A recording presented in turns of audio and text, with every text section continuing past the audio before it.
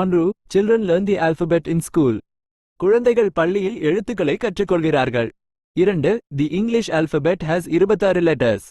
ஆங்கில எழுத்துக்களில் 26 எழுத்துக்கள் உள்ளன. 3. He recited the alphabet backwards. அவர் எழுத்துக்களை பின்னோக்கி ஓதினார். 4. The letters of the alphabet are arranged in a specific order. எழுத்துக்கள் ஒரு குறிப்பிட்ட வரிசையில் அமைக்கப்பட்டுள்ளன.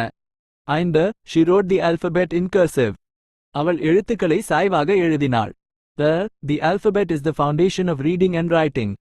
எழுத்துக்கள் படித்தல் மற்றும் எழுதுவதற்கான அடித்தளமாகும். He learned the alphabet in sign language. அவர் சைகை மொழியில் எழுத்துக்களை கற்றுக்கொண்டார். The alphabet song helps children memorize the letters.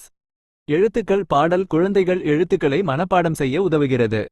9. Each letter of the alphabet has a unique sound.